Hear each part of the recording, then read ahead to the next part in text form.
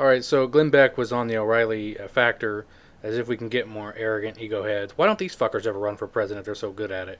Anyways, he said, Glenn Beck said that Ron Paul needs to basically be quiet on foreign policy, saying that Paul sounded like Osama bin Laden at times.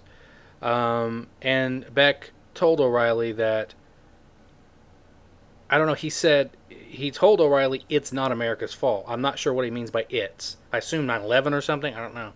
It's not America's fault, and I don't think Ron Paul gets that.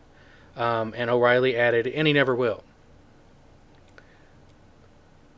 But it is funny that if you go back to 1998, there's a video on YouTube, and I'll put a linkage below to it if I can find it, of Ron Paul clearly talking about how our foreign policy at that time was going to lead to more acts of terror.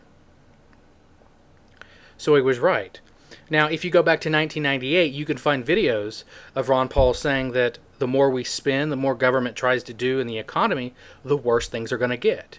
You could go back to, what was it, 2002, where he talked about how the federal government is intervening into the housing market, which is going to create a bubble and more problems down the road.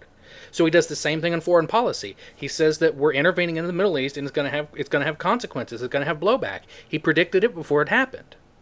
Now they're saying he's blaming America first, as though he never predicted it, as though the fact that he was able to connect the dots before it happened because he has some sense of wisdom and he isn't as arrogant, egotistical as these two fucks, that's somehow something wrong with him.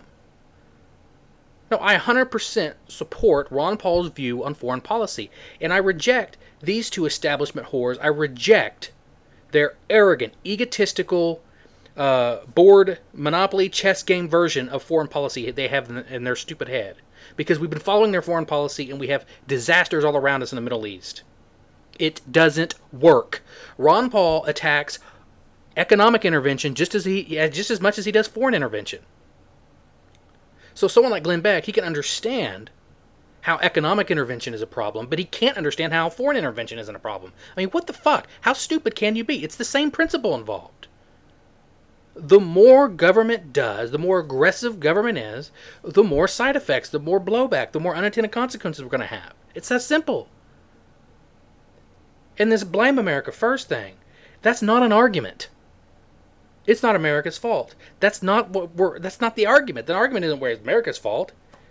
The argument is whether or not our foreign intervention is worth it.